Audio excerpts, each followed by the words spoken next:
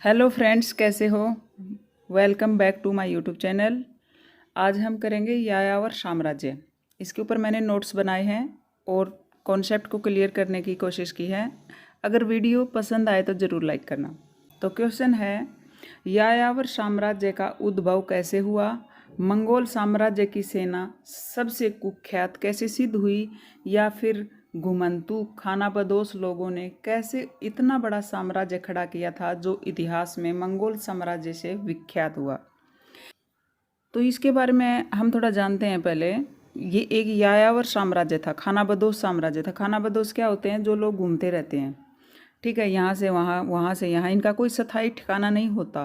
वह एक जगह टिक कर नहीं रहते, तो वो खानाबदोश भी बोल देते हैं, घुमंतू भी बोल देते हैं और यायावर भी बोल देते हैं। ये तो हो गई यायावर, घुमंतू और खानाबदोश की परिभाषा। अब आगे देखो, कहाँ पर ये साम्राज्य था, कैसे इसका उद्भव हुआ, किसने किया, क्यों किया, क्या कारण थे, सारा कॉन्सेप्ट क्लियर हो जाएगा। तो मेरे साथ बने रहिए और वीडियो ज़रूर लाइक करें अगर पसंद आए तो, और कमेंट भी करना। तो गाइस देखते हैं अब आंसर। मंगोल साम्राज्य 13वीं-14वीं शताब्दियों के दौरान एक विशाल साम्राज्य था। इस साम्राज्य की स्थापना 12वीं सदी में पैदा हुए 1162 ईस्वी में जन्मे चंगेज खान ने की थी। चंगेज खान ने घुमंतू जनजातियों का एकीकरण करके इस साम्राज्य को मध्य एशिया में स्थापित किया था। मतलब मध्य एशिया, इस जगह को बोल देते हैं मंगोल। मंगोल मध्य एशिया में ही पड़ता है, तो मंगोल में स्थापित किया था, जिसे यायावर साम्राज्य व मंगोल साम्राज्य की संज्ञा दी जाती है। मध्य एशिया से शुरू यह राज्य अंततः पश्चिम में आएगा भैया। पश्चिम में यूरोप से लेकर और पूर्व में जापान के सागर तक, उत्तर में साइबेरिया से लेकर और दक्षिण में भारतीय उपमहाद्वीप तक फैला हुआ था। देखो, मैंने छोटा सा ये समझाने की कोशिश करिए कुछ इस टाइप से। आप समझो ये मध्य एशिया है जहाँ मंगोल साम्राज्य है, जैसे इसको मंगाली भी बोल देते हैं, ये लिखा हुआ है। यहाँ पे ओनान नदी के किनारे, इस साइड में ओनान नदी पड़ती है, स्टेपी क्षेत्र पड़ते हैं, और उत्तर साइड में अल्ताई पर्वत भी पड़ता है। उत्तर पश्चिम में बताते हैं अल्ताई पर्वत है, जैसे ये ऐसी श्रृंखलाएँ हैं। और नीचे गोबी मरुस्थल है, ठीक है। ये है पहले जो चाइना से ऊपर का एरिया है, ये जो नीचे चाइना आ जाता है, ये जो वो एरिया है जहाँ पर मंगोल साम्राज्य का उद्भव हुआ था। यानी कि चंगेज खान यहाँ पैदा हुए थे। अभी वही कबीलाई समाज है, इसमें सब कबीले लोग रहते हैं इस जगह पे। चलो मैं थोड़ा सा मैप दिखाती हूँ, उसमें आपको समझ आएगा। अब इसमें देखिए, ये है मैप, इसमें हम मंगोलिया देखते हैं, तो देखो ये है मंगोलिया, ये है ये वाला एरिया जो ये बाउंड्री बनाई हुई है। नीचे क्या है? चाइना है। और देखो फिर चंगेज खान इस साम्राज्य को बढ़ाएगा, तो इसने इतना खुखार था, कैसे भी करो अपने साम्राज्य का विस्तार किया है। तो ये साम्राज्य देखो कुछ इस तरह से कर लिया था। एक बाउंड्री और बनाती हूँ, ऊपर नीचे थोड़ा बहुत हो सकता है, आप समझने की कोशिश करना, मैं सिर्फ समझा रही हूँ। यहाँ से ये भूमध्य सागर के टच होता हुआ काला सागर ये अंदर ही आ जाता है, ये एरिया। और ऐसे इस टाइप से, अच्छा थोड़ा नीचे चला गया, और इस टाइप से ये भारतीय उपमहाद्वीप को छोड़ दो और ये सारा चाइना ले लो जापान तक, ठीक है, जापान सागर तक। जापान नहीं था लेकिन जापान सागर तक कुछ इतना एरिया, थोड़ा बहुत लाइन ऊपर नीचे हो सकती है, समझने की कोशिश करना। ये इतना सारा एरिया ये किसने बना लिया था? भारतीय उपमहाद्वीप को छोड़ दो, इसमें कश्मीर भी नहीं आता, इसमें भारतीय उपमहाद्वीप जैसे पहले था उस हिसाब से छोड़ के, और ये एरिया मंगोली साम्राज्य का हो गया था। आपने देख लिया वर्ल्ड मैप में कि कहाँ पर चंगेज खान ने इतना बड़ा साम्राज्य स्थापित कर लिया था। तो देखा जाए तो बहुत बड़ा भूभाग उसने मार काट करके करो चाहे कैसे भी करके उसने इतना बड़ा साम्राज्य बना लिया था। वो खुखार तो था, यायावर थे, बेपरीत के लोग होते थे। ये तो इतिहासकारों ने बोला ही है कि बर्बर थे, ठीक है। कबीलाई समाज, चंगेज खान कबीलों में पैदा हुए थे, यानी कि कबीला समाज था मंगोल के अंदर, और उसमें कई तरह के कबीले थे। आगे हम पढ़ेंगे, मेन कबीले थे, फिर उनके नीचे छोटे कबीले आते थे, या फिर जिसकी जो शक्ति होती थी उस हिसाब से आप संस्थापक बन जाता था। मतलब जिसकी जैसी शक्ति होती थी, जितनी जिसकी पावर वही सरदार, ये चीज़ इनके अंदर थी। तो वो आगे पढ़ते हैं, देखो ये घुमंतू समाज कबीलों से बटा हुआ था। उनका मुख्य काम धंधा पशुपालन व शिकार संग्रहण था। कोई पशुपालन कर रहा है, कोई शिकार संग्रहण कर रहा है, यानी कि आखेटक है, शिकार कर रहा है, या फिर दोनों भी कर रहे हैं। तो जिसकी आर्थिक समृद्धि उसी की होती थी जिसके पास पशुओं की संख्या ज़्यादा थी या अच्छे पशु थे। ठीक है। ये घोड़े, भेड़, बकरी, ऊंट मुख्य रूप से पालते थे। देखो पालते तो और भी कुछ भी होंगे, लेकिन देखो मुख्य रूप हमने लिखा है ये घोड़े, भेड़, बकरी, ऊंट, इतना लिखने से काम चल जाएगा। मुख्य रूप से पालते थे। साथ साथ में अच्छे धनुर्धर और घुड़सवार होते थे। इनकी एक विशेषता सबसे अच्छी ये थी, एक अच्छे धनुर्धर थे और घुड़सवार थे। इनमें पैदाइशी ही ये चीज़ आ जाती थी सीखने की। वहाँ पे कबीलाई समाज था, उनके अंदर ये चीज़ें आती थी, धनुर्धर और घुड़सवार। खेती की तरफ ये लोग गए नहीं, खेती को व्यवसाय बनाया ही नहीं इन्होंने। या तो खेती की उधर ज़मीन बताते हैं कि भाई वहाँ पे वो स्टेपी क्षेत्र है, वहाँ उपजाऊ कम है, फिर कुछ तो उपजाऊ कम है, और कुछ इन लोगों ने अपना ध्यान खेती की तरफ किया ही नहीं। ये एक घुमंतू समाज था, ये वैसे ही अपना जीवन यापन कर रहे थे, तो ये खुश थे उसमें। आगे देखते हैं। इस क्षेत्र की भौगोलिक स्थिति कृषि योग्य कम थी, क्योंकि उत्तर में आलताई पर्वत से बर्फ़ पिघलती थी और सर्दियों का मौसम कम कपाने वाला होता था। भाई ठंड ज़्यादा थी, ठंडी हवाएं चलती थी, तो वहाँ पे सर्दी वो कृषि वाला माहौल कम बन पाता था। तो इन लोगों ने रुझान पैदा किया ही नहीं कृषि की तरफ, ये घुमंतू ही रहे। घास के मैदान थे और ये लोग मौसम के अनुसार ऋतु परिवर्तन करते रहते थे। ऋतु परिवर्तन मतलब मौसम के अनुसार ये जगह चेंज कर लेते थे। जहाँ ठंड है तो वो थोड़ा मरुस्थलीय क्षेत्रों में चले जाते थे, जहाँ पे ठंड कम हुई तो वापस आ जाते थे। इनका कोई स्थायी ठिकाना नहीं था। जब उत्तर में ठंड बढ़ती थी तो कबीले पशुओं सहित दक्षिण की तरफ चल देते थे, और दक्षिण में कुछ समस्या होती थी तो ये उत्तर में चल पड़ते थे। ये जैसे जैसे घास के मैदान इनको जहाँ मिलते थे तो पशुओं को लेकर चले जाते थे, परिवार सहित चले जाते थे। कबीले पूरा समाज चला जाता था इनका, ये एक जगह नहीं रहते थे। ठीक है, अब नेक्स्ट देखते हैं। पितृपक्षीय परिवार होते थे। भाई हम ज़्यादातर हिस्ट्री के अंदर पिता प्रधान ही पढ़ते हैं, तो ये भी यायावर साम्राज्य भी पिता प्रधान ही था। पितृपक्षीय मतलब पुरुष प्रधान। जिन परिवारों के पास पशुओं की संख्या ज़्यादा होती थी उनकी आर्थिक स्थिति सुदृढ़ होती थी। ये हम पहले भी पढ़ चुके, एक बार फिर नोट कर लो। घर जानवरों के चमड़े के बने होते थे जिन्हें जर कहते थे। ठीक है। पारंपरिक समाज था। पारंपरिक मतलब रूढ़िवादी था, जैसे इनके पूर्वज थे वैसे ये थे, इनमें कोई परिवर्तन नहीं था। ये कुछ अपने को परिवर्तित भी नहीं करना चाहते थे, तो पारंपरिक समाज था। आवश्यकताएं सीमित थी। जैसे इनकी आवश्यकताएं सीमित थी, इनको बस खाने का मिल गया और पशुओं को चराने का मिल गया, इतनी ही थी इनकी आवश्यकताएं। ये ज़्यादा आवश्यकताएं नहीं पाली इन्होंने, इसलिए ये समाज पारंपरिक ही बना रहा कई दिन तक। अब नेक्स्ट देखते हैं।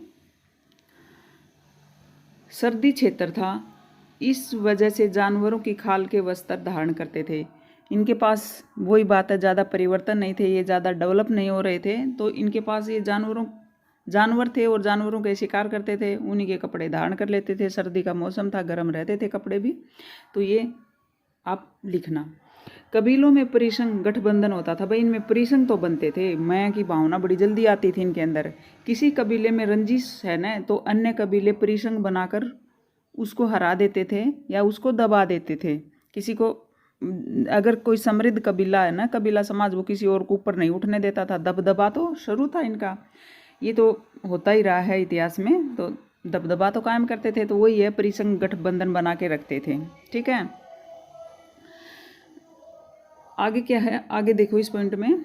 आवश्यकताएं सीमित होने के बावजूद भी कुछ व्यापारिक गतिविधियां चीन के साथ चलती थी। देखो भाई, आवश्यकताएं तो सीमित थी मान ली, यानी इनको नहीं ज़्यादा बड़े कोठी बंगले चाहिए थे, ना इनको घर चाहिए थे। एक जर नाम का घर बनाते हैं पशुओं की खाल का, वो थोड़ा बहुत गर्म रहता है ठंडी हवाओं से बचने के लिए, वो भी ऐसा स्थायी नहीं बनाते हैं। लेकिन इनकी आवश्यकताएँ सीमित इनकी आवश्यकताएं सीमित होने के बावजूद भी कुछ व्यापारिक गतिविधियां चीन के साथ चलती थी। चीन के साथ इनका व्यापार करना भी एक मजबूरी थी, क्योंकि ये कृषि नहीं उगाते थे और इनको पेट भरने के लिए थोड़ा बहुत तो खाद्यान्न या अनाज चाहिए था ना। पेट भरने के लिए तो खाद्यान्न चाहिए, अनाज चाहिए, और हथियार बनाने के लिए लोहे की ज़रूरत पड़ती थी, जो चीन में मिलता था। और इनके पास भी चीन पड़ता था, तो ये चीन की तरफ निकल लेते थे। कृषि से उत्पादित चीजें चीन से ले आते थे और बदले में चीन के लोग जानवरों के कीमती खाल लेते थे। ऐसे तो चीनी इतने वो नहीं थे, इनको ना खाल लेते थे ज़्यादा और सामान देते थे कम, तो इनमें झगड़े भी हो जाते थे। ये तो चाइना है ना, ये तो हमेशा ही फोक्स माइंड है। तो लोग जानवरों की कीमती खाल ले लेते थे और मांस भी खाने को मिलता था। तो चीन की पूर्ति हो जाती थी, एक तो मांस खाने को मिलता था और एक कीमती खाल मिल जाती थी जिसे कुछ आइटम बनाते होंगे। फिर दूसरी बार देखो, कई बार आपस में व्यापारिक लड़ाइयाँ भी होती थी। जब सामान कम दोगे या आप जानवरों की खाल ज़्यादा ले लिया, आपने कीमती सामान ले लिया, फिर सामान कम ले ली, तो ये यायावर साम्राज्य था, इतनी उसमें बर्बर ऐसे ही थोड़ी बोला तो ये दावा बोल देते थे और चीनियों की ऐसी तैसी भी कर जाते थे, सीधी से अपने आम भाषा में बोलूँ तो। लेकिन हमें ऐसी किस टाइप से लिखना, देखो कई बार आपस में व्यापारिक लड़ाइयाँ भी होती थी। चीन वाले लोग इनको कम सामान देते थे या मुहैया करवाने में आनाकानी करते थे, तो ये लोग लूटपाट पर भी उतारू हो जाते थे, लूटपाट कर लेते थे, चीनी लोगों पर धावा बोल देते थे, जिससे व्यापारिक माहौल असामान्य भी हो जाता था। कहने का मतलब है ये कभी 2 महीने, 10 दिन, 20 दिन, 30 दिन, 6 महीने इनका आपस में होता था झगड़ा वगड़ा, फिर ख़त्म भी हो जाता था। ठीक है, तो इस तरह से इनका ये भी होता रहता था। सामान के ऊपर, कोई चीज़ के ऊपर अगर इनका झगड़ा हो जाता है तो ये तो यायावर थे, धावा बोल देते थे, लूट के ले जाते थे सामान को, ये ध्यान रखना। ठीक है, व्यापार चलता था चाइना के साथ, मेन तो ये है। अब आगे देखते हैं। कुल मिलाकर इन कबीलों का जीवन बहुत ही संघर्षमयी था। देखो भाई, ये खुश थे अपने में, लेकिन हम इतिहासकारों के हमको तो लगता है कि बड़े संघर्षमयी थे। ठीक है, कृषि योग्य भूमि नहीं थी, कृषि तो ये करते नहीं थे, लेकिन फिर भी मानते हैं कि उतनी उपजाऊ नहीं थी भूमि, कृषि योग्य नहीं थी। सर्दियों में सर्दी ज़्यादा होती थी, जीवन यापन करना बहुत ही कड़ी चुनौती था। परंतु मौसम की मार और संसाधनों की कमी इनका कुछ भी नहीं बिगाड़ सकती थी। हालांकि ये इतने टाइट हो गए थे मौसम की मार से, क्योंकि ये लोग भौगोलिक स्थिति के हिसाब से बहुत कठोर हो चुके थे। ठीक है, ये बहुत कठोर हो चुके थे, भौगोलिक स्थिति इनके देश की ऐसी ही थी। अब प्रमुख कबीले भी हुए हैं। एक तो था तातार, खितान, कराइटे, मंचू और उइमुर। ठीक है, वैसे तो कबीले कई थे, लेकिन ये प्रमुख कबीले थे, फिर इनके अंडर में आते थे। ठीक है, तो हमें प्रमुख वाले देखने हैं। देखो, ये इतने भी नहीं लिखोगे तो आधी लिख दो, 2-3 लिख के, लेकिन 2-4 तो याद रखना। Tatar, खितान, कराइटे, manchurian, उइमुर। ठीक है, अब आगे देखते हैं। इन कबीलों के इतिहासकारों ने बर्बर की संज्ञा दी है, जो गैर यूनानी भाषा थी। बर्बर बोला जाता है। यूनानी ग्रंथों में लिखा है बर्बर आवाज़ें निकालते थे कि भाई जब समझ नहीं आती, जैसे हमारे यहाँ साउथ के लोग आते हैं तो हमें व्यकड़ू बकड़ू पता नहीं क्या बोल रहे हैं, तो इस तरह से नाम निकाल लिया था बर्बर। अब आगे पढ़ते हैं गाइज। तेमुजीन या चंगेज खान का उदय। पहले तेमुजीन नाम होता है, फिर ये चंगेज खान बन जाता है। ठीक है, इसका चंगेज खान नाम निकाल लेते हैं। देखो, प्रमुख कबीले हम पढ़ चुके हैं, कौन कौन से थे? तातार, खितान, कराइटे, मंचू, उइमुर। चंगेज खान का जन्म 1160, ये नहीं सॉरी, चंगेज खान का जन्म 1162 ईस्वी में कियात कबीले में हुआ था। भाई ये छोटा कबीला था। ठीक है, इनके पिता का नाम था येसुजेई और तथा माता का नाम ओलुमेके था। इस दंपति ने पुत्र का नाम तेमुजीन रखा, जिसका मतलब होता है लोहा या लुहार, यानी कि लोहे की तरह सख्त। तेमुजीन के 5 पत्नियां बताते हैं, जिनमें बोरते पहली पत्नी भी बताता है कोई कोई, और बोरते का जिक्र होता है। ठीक है, तो बोरते याद रखना। इसमें बताया गया है तेमुजीन के 5 पत्नियां थी, बोरते पहली पत्नी होने का अनुमान है, क्योंकि बिल्कुल डायरेक्ट लिखित इतिहास तो मिलता नहीं, वो हम आगे पढ़ेंगे। चंगेज खान के विश्वास पात्र मित्र का नाम बोगुरचू तथा भाई का नाम जम्मू का था, जिसको आंडा बोलते थे। जैसे खास भाई होता था ना, उसको क्या बोल देते हैं? अरे, हमारे बातों में नहीं बोल देते अरे दोस्त, अरे यार, तो इस तरह से इसका था ये आंडा बोला जाता था। ठीक है, ये वास्तविक भाई नहीं था, लेकिन इसको भाई मानता था। ठीक है, तो ये आंडा, ये विश्वास पात्र थे दोनों, बोगुरचू और आंडा। तातार कबीले ने तेमुजीन के पिता की हत्या उसकी 9 साल की उम्र में कर दी। भाई तातार ने मार दिया उसके पिता को, तातार कबीले ने। उसके अलावा 7 भाई बहन और भी थे तथा इनकी माँ को तातार कबीले ने गिरफ्तार कर लिया। और दासों जैसा व्यवहार किया। ये तो हिंदी फिल्मों की कहानी होगी कि कैसे एक हीरो बनता है, बाद में उसने बचपन में कितनी रुकावटें अपने जीवन में देखी हैं। तो वही सेम तेमुजिन के साथ हुई थी। पत्नी जब शादी हुई पत्नी के साथ, तो बोरते को इस तातार कबीले के लोगों ने यातनाएं दी, कुछ अन्याय किया होगा। आगे पढ़ते हैं। देखो, कठोर परिस्थितियों ने तेमुजिन को कठोर और सशक्त बनाया। समझे ना, सेम हिंदी फिल्मों का हीरो जैसे उभरता है ना बचपन में बहुत सारी तकलीफ़ें सहकर, सेम वैसी परिस्थितियाँ तेमुजिन के साथ भी हो रही थी। मैं ये समझाने के लिए बता रही हूँ, लिख मत देना, हिंदी फिल्मों वाला उदाहरण। भाई आंडा और मित्र बोगुरचू की सहायता से सेना तैयार कर ली। जैसे भाई आंडा है और इसकी सहायता से सेना तैयार करनी शुरू कर दी थी और उन्होंने कर ली थी। देखो आगे पढ़ते हैं। तेमुजिन बहुत ही होशियार और धैर्यशाली था। उसने प्रमुख कबीलों के साथ व्यवहारिक संबंध स्थापित करने शुरू किए। उसको पता था कि जोर जबरदस्ती तो देखो पहले होगी नहीं, पहले अपने संबंध स्थापित करो, इनका विश्वास जीतो, तभी कुछ हो सकता है। तो उसने कौन से व्यवहारिक संबंध यानी दोस्ताना व्यवहार किया और संबंध स्थापित किए। तेमुजिन के पिता येसुजेई का भाई ओम खान था, भाई चाचा इसका ओम खान, या इसको तुगुरिल खान भी बोल देते हैं, कोई तुमुरिल खान बोल देता है, तेराइट कबीले का मुखिया था। ठीक है। तेमुजिन ने अपने चाचा के साथ व्यवहारिक व मित्रतापूर्वक संबंध स्थापित कर लिए।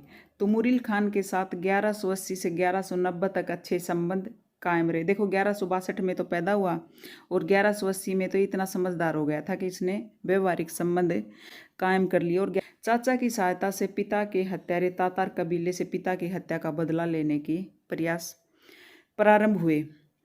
1202 में तातार कबीले को खुद की बनाई सेना की सहायता से पराजित कर दिया। अब देखो 1203 में तेराइट कबीले ओम खान चाचा वाला को भी सफाया कर दिया, भाई उसको भी हरा दिया। अब कियात कबीले का पदार्पण हो चुका था। अब तेमुजिन चंगेज खान नाम से मजबूती से उभरा, परंतु भाई जम्मू का मतलब जो वो भाई बुलाता था अंडा, इसके खिलाफ विद्रोह पर आमदा हो गया। उसको लगा कि भाई दोस्त तो आगे निकल गया और मैं पीछे रह गया, ये होता है ऐसे, तो उसके साथ भी हुआ। 1206 में जम्मुका का भी सफाया कर दिया उसने।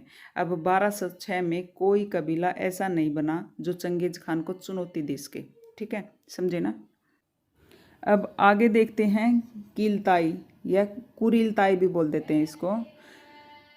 कीलताई कबीलों की सभा होती थी, ये सभा निर्णय लेती थी। इस सभा ने 1206 ईस्वी में चंगेज खान को महान खान या समुद्र खान की उपाधि प्रदान करके कबीलाई समाज का सरताज घोषित कर दिया। भाई 1206 ईस्वी में इसने सब कबीले दबा दिए थे और ये एक मुख्य कबीला बन गया था कियात कबीले का चंगेज खान। तो इसको इस सभा ने भी मान लिया था। जब ये सभा जिसको मान लेती थी उसी को सब कबीले अपना सरताज समझते थे, तो वही चंगेज खान के साथ हुआ। अब आगे देखते हैं चंगेज खान साम्राज्य विस्तार अभियान। चंगेज खान ने शक्ति विस्तार के लिए अब मंगोलिया से बाहर पैर पसारने प्रारंभ कर दिए। सबसे पहले चीन के खिलाफ मोर्चा खोला। चीन आया भाई आटा में पहले। 1209 ईस्वी में चीन के खिलाफ आक्रमण सबसे पहले किया। उत्तरी पश्चिम क्षेत्र बोलते हैं सी शिया पर कब्जा कर लिया, भाई सी शिया पर कब्जा किया। फिर 1213 में क्या किया, चीन की दीवार को मंगोल सेना ने लांग दिया। कोई 1216 लिखता है, कोई 1213। चीन की मंगोल सेना को लांग दिया तथा पीकिंग को जीत लिया। देखो यहाँ तक पहुँच गया। 1215 में पीकिंग पर कब्जा करने के पश्चात जयचैन वंश के शासकों को पराजित कर दिया। ठीक है, जयचैन को भी पराजित कर दिया, जो एक राजवंश था पीकिंग में, चाइना में। अब आगे नेक्स्ट देखते हैं। दक्षिणी चीन जिस पर शुंग वंश का शासन था 1234 में जीत लिया, वो भी जीत लिया। इस प्रकार 1209 से 1234 तक चीन के नाक में दम रखा कबीलाई समाज ने। ठीक है, चंगेज खान की तो 1227 में मृत्यु हो जाती है, लेकिन इसके उत्तराधिकारियों ने 1234 तक इसके नाक में दम रखा। अब आगे पढ़ते हैं। चंगेज खान 1216 में अभियानों से लौटकर वापस मंगोलिया आ गया और 1218 ईस्वी में 1216 में वापस लौट के आ गया था। 1213 में इसने पीकिंग की दीवार को मतलब चाइना की दीवार को लांगा था। अब यहाँ पढ़ते हैं 1218 ईस्वी में पश्चिम की ओर कराखीता का क्षेत्र जीत लिया वही, तथा सेनाएं पश्चिम में कैस्पियन सागर तक आधिपत्य स्थापित करते हुए चली गई। देखो कैस्पियन सागर काफ़ी दूर पड़ता है मंगोल से, वहाँ तक ये चले जाते हैं पश्चिम में। बुखारा, समरकंद, निशापुर शहरों में कुख्यात जनसंहार किए। मारकाट तो इसने बहुत की थी, कहते हैं 40 मिलियन लोग इसने मार दिए थे अपने लाइफ टाइम में। अब आगे देखो 1227 में चंगेज खान की मृत्यु हो गई। देखो ये जिक्र आ गया 1227 में। उसके उत्तराधिकारियों ने उसी युद्ध नीति का अनुसरण करते हुए साम्राज्य विस्तार नीति को जारी रखा। मृत्यु से पहले चंगेज खान ने साम्राज्य को अपने बेटों में बांट दिया था, भाई 4 हिस्सों में बांट गया था। ऐसे तो समझदार था, प्यार सारों से बराबर करता था, तभी तो बांट गया। नहीं तो कई राजा महाराजों में ऐसे सुना कि भाई फिर उत्तराधिकारियों में भी झगड़ा होता था। हुआ लेकिन डायरेक्ट इसके बेटों में नहीं हुआ, पोतों में जरूर हुआ। देखो आगे पढ़ते हैं। नेक्स्ट चंगेज खान का प्रस्ताव। अब फिर एक बार चंगेज खान पर आ जाते हैं। चंगेज खान ने क्या क्या किया था, क्या नहीं किया था, मेन तो वही है अपने सिलेबस में। चंगेज खान में एक अच्छी विशेषता ये थी कि युद्ध से पहले मित्रता का पैगाम भेजते थे। जो शासक मित्रता स्वीकार नहीं करता था तो युद्ध करने के लिए कत्लेआम मचा देता था ये चंगेज खान। कहते हैं चंगेज खान 40 मिलियन लोगों की हत्या कर चुका था। ठीक है। सुल्तान मोहम्मद ने ख्वारिज़म में मंगोल दूतों को मरवा दिया था। एक जिक्र आता है भाई, जो ख्वारिज़म है उसमें एक मंगोल दूत भेजे थे इसने, तो वो मरवा दिए थे। तो इस वजह से चंगेज खान का गुस्सा 7वें आसमान पर था। सुल्तान पर दावा बोल दिया तथा सेना को पराजित कर दिया। ख्वारिज़म में बड़ा शहर था, निशापुर पास में ही था उसका बड़ा शहर, ख्वारिज़म के अंडर में था। उसमें मंगोल राजकुमार की हत्या हो जाती है। भाई मारकाट में उसके एक राजकुमार भी मारा गया होगा। अब निशापुर में क्या था, उसमें एक मंगोल राजकुमार की हत्या हो जाती है। भाई इतनी मारकाट खुद ने मचा रखी है तो आगे वालों ने भी कुछ किया होगा, और मंगोल राजकुमार वहाँ पे धाराशायी हो जाता है, यानी मर जाता है। यह शहर उस समय इस्लामी शिक्षा का केंद्र था। कौन? निशापुर। अब नेक्स्ट पढ़ते हैं। इस शहर को चंगेज खान ने ध्वस्त करवा के लोगों का कत्लेआम कर दिया। देखो वही बात आ गई, यहाँ तक कि कुत्ते बिल्ली भी जीवित न रहें, इस शहर पर हल चलवा दिया। ठीक है, उसने फरमान जारी कर दिया, ऐसे ही मारकाट मचा दी। अब आगे देखो, सुल्तान मोहम्मद ख्वारिज़म से अज़रबैजान की तरफ भागा। मंगोल सेनाओं ने उसका पीछा किया और कैस्पियन सागर तक पूरे क्षेत्र को रोंद डाला। जो भी आ गया है, जो भी शहर आया, सब रोंद डाला। इसके अच्छे धनुर्धर होते थे, अच्छी सेना होती थी इसकी, तो फिट लोग होते थे बिल्कुल। और देखो कितनी मारकाट करवाई होगी। अब नेक्स्ट देखते हैं। सुल्तान मोहम्मद का बेटा ख्वारिज़म से भागकर सिंध क्षेत्र तक आया, परंतु अपने यहाँ किसका राज था? इल्तुतमिश का। भारत में शरण देने से मना कर दिया, क्योंकि सुल्तान मोहम्मद के बेटे जियाउद्दीन बर्नी को शरण देना और चंगेज खान को युद्ध निमंत्रण देना था। तो वो बात कौन समझता था? इल्तुतमिश समझता था। इसलिए इल्तुतमिश ने शरण देना मना कर दिया और ये वापस चला गया। कहाँ गया, कहाँ नहीं गया, चला गया, लेकिन तो युद्ध भी टल गया। चंगेज खान सेनाओं सहित इसका पीछा करते हुए सिंध क्षेत्र तक आया जरूर, पर आक्रमण नहीं किया। जियाउद्दीन बर्नी का उसने पीछा किया था, इस सुल्तान मोहम्मद के बेटे का, और वो सिंध तक जरूर आया पर आक्रमण नहीं किया। कुछ इतिहासकार बताते हैं चंगेज खान भारत में प्रवेश तो करना चाहता था, असम के रास्ते होते हुए मंगोल जाना चाहता था, पर उसके शुभ अशुभ बताने वाले, जो भाई उसके शुभ अशुभ बताते थे, वो विश्वास करता था इन चीज़ों में, मना कर दिया। कुछ मौसम की वजह से भारत में प्रवेश करने की बजाय सेना सहित वापस लौट गया, टली बला, वापस चला गया। इतना जिक्र ही मिलता है इसमें। ठीक है, फिर आगे देखो। 1227 में मृत्यु हो जाती है। मृत्यु में भी रहस्य है। कुछ इतिहासकार की पैर की चोट को मृत्यु का कारण मानते हैं, कुछ पैर में तीर लगने से घाव ठीक न होने की वजह भी मानते हैं, कुछ घोड़े से गिरने पर चोट को मानते हैं। कहने का मतलब है भाई टूट फूट के ही मरा है।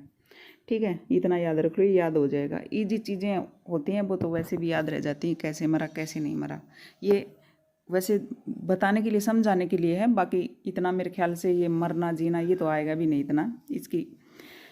चलो ठीक है, आगे देखते हैं। यायावर साम्राज्य की विशेषताएं, उसके अंदर में पढ़ते हैं पहले स्त्रोत। इन यायावरी साम्राज्यों का ज्ञान मुख्यतः इतिवृत्तों, वृत्तांतों, नगरीय साहित्यकारों, दस्तावेजों से प्राप्त होता था। देखो इनके ऐसे ही मिला है इतिवृत्तों से, वृत्तांतों से, इनके अंदर तो कोई लेखक था नहीं, यकीन का इतिहास लिख दो, ठीक है। तो इनका थोड़ा सा सकारात्मक रूप से भी इनका इतिहास नहीं लिखा बता रहे हैं। चंगेज खान के विंध्य में सबसे प्राचीन विवरण मंगोलुन न्यूलोबियन, मंगोलों के गोपनीय इतिहास, जो मंगोली और चीनी भाषा में लिखे मिलते हैं। इटली यात्री मार्को पोलो द्वारा मंगोल दरबार का वर्णन इतावली और लातिनी भाषा में उपलब्ध है। भाई इटली का जो मार्को पोलो आया था वो चीन भी गया था, तो उसने मंगोलों का इतिहास लिखा है, थोड़ा बहुत लिखा, ज़्यादा भी नहीं। इतावली और लातिनी में जिक्र मिलता है इनका, मतलब वर्णन मिलता है। आगे देखते हैं प्रशासनिक विशेषता क्या थी।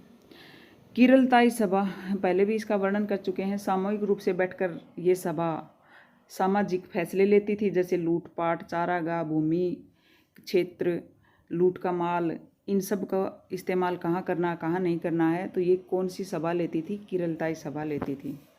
उत्तराधिकारियों का फैसला तथा पारिवारिक नियम आदि, जैसे उत्तराधिकारियों का फैसला कि जो सरताज या इनका जो नेता चुनना होता है, तो ये सभा लेती थी। तो देखो इनके क्या क्या काम थे, चारागाह की भूमि, लूट वगैरह का माल, ठीक है, कहाँ इस्तेमाल करना है, उत्तराधिकारियों का फैसला, ये सभा इनके लिए, ये सभा इम्पोर्टेंट है, देख लेना इसको। अब आगे देखते हैं धर्मनिरपेक्ष नीति। ये मारकाट तो बहुत मचाते थे, लेकिन ये धर्म के पीछे नहीं थे, किसी एक धर्म के पीछे बंधे कि लोगों के साथ धार्मिक भेदभाव करें, ये चीज़ इसमें खास विशेषता थी ये चंगेज खान में। इन समाजों में धर्मनिरपेक्ष की नीति व्याप्त थी, ठीक है। जीते गए प्रदेशों से जुड़ने वाले नागरिकों से धार्मिक भेदभाव नहीं किया जाता था। चंगेज खान के पोते मोंके के दरबार में फ्रांस के सम्राट लुई का राजदूत विलियम 1254 ईस्वी में उसके दरबार कराकोरम में आया था। महान खान की तरफ से सभी धर्मों से सौहार्द का वर्णन किया, जिसे पैक्स मैंगोलिका भी कहा जाता है। भाई ये जो मोंके का उसने दरबार देखा था और उसने वर्णन किया कि वो सभी धर्मों की इज्जत करता था, और महान खान तो इसका जो सरताज होता था ना कबीलों का, उसको बोल देते थे। तो अभी उस समय कौन था महान खान? मोंके। तो उस ये इसको पैक्स मैंगोलिका भी कहा जाता है, यानी कि शांति मंगोलिका, शांत धार्मिक वातावरण उनका सौहार्द था, उस पर कोई लड़ाई झगड़ा नहीं था, और सभी धर्मों की इज्जत भी थी, यानी कि इज्जत थी, सभी धर्मनिरपेक्ष नीति हम इसको लिख सकते हैं, ठीक है। अब आगे पढ़ें, ये एक खास विशेषता है इस समाज की। अब आगे देखो, चंगेज खान ने अपने जीवन काल में क्षेत्र के हिसाब से अपना साम्राज्य चारों बेटों में बांट दिया था। वैसे तो ये दिमाग से बड़ा चतुर व्यक्ति था।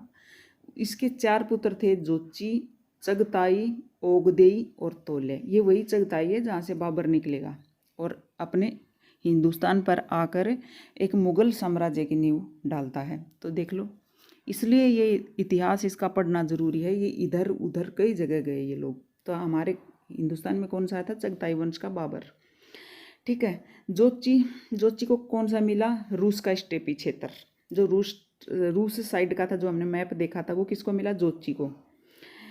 और चगताई तुरान का स्टेपी क्षेत्र, और ओगदेई को तुरान राजधानी क्षेत्र, यानी कि प्यारा बच्चा था ये इसका चंगेज खान का, ओगदेई राजधानी क्षेत्र मिला इसको।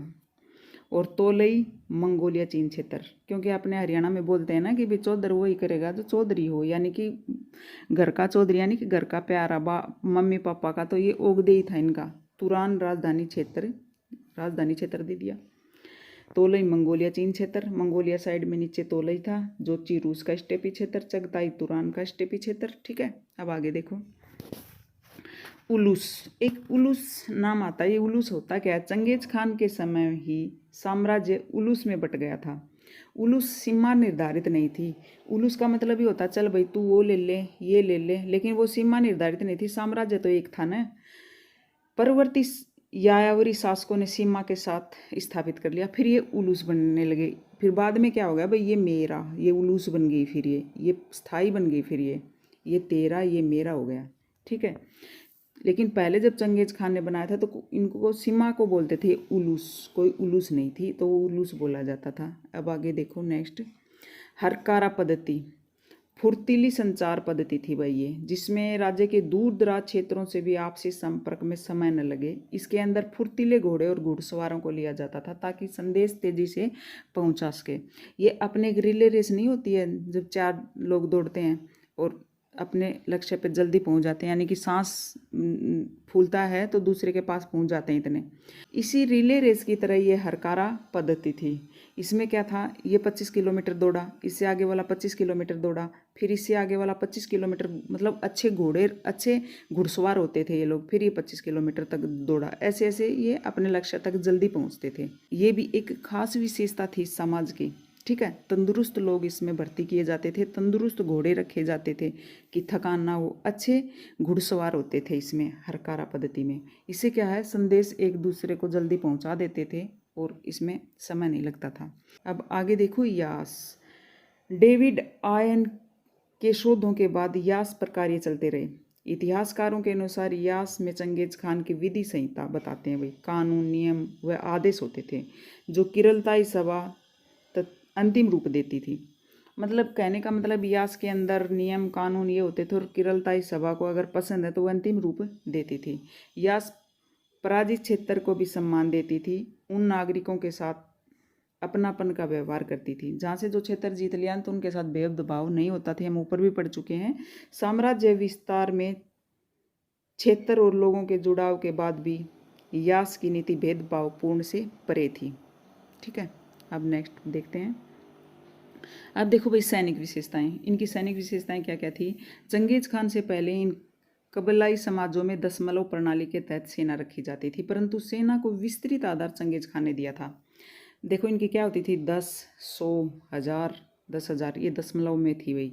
ठीक है, की संख्या में सैनिक बटे हुए थे। 10 सैनिक प्लाटून टुकड़ी तथा 10,000 सैनिकों की सेना को तुमुन बोला जाता था। ठीक है, अब नेक्स्ट देखते हैं।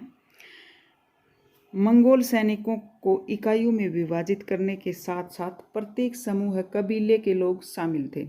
मतलब एक इकाइयों में भी शामिल था और सब कबीलों को लिया जाता था। ये नहीं कि भाई मैं कियात कबीला का हूँ तो कियात कोई मैं मानूँ, नहीं, वो सब कबीलों को लेता था। चंगेज खान ने 1206 में सभी कुलों को इकट्ठा करके एक नई पहचान दी थी। नई सैनिक टुकड़ियाँ जो पुत्रों में समान विभाजित की उसे नोयान कहा जाता था। तामा क्या था, मंगोल सैनिक टुकड़ी को बोला जाता था। जो मंगोलों की सैनिक टुकड़ी वो तामा, और जो नई सैनिक टुकड़ियाँ जो पुत्रों में बांटी साम्राज्य के साथ साथ, तो उसको क्या बोला जाता था, नोयान।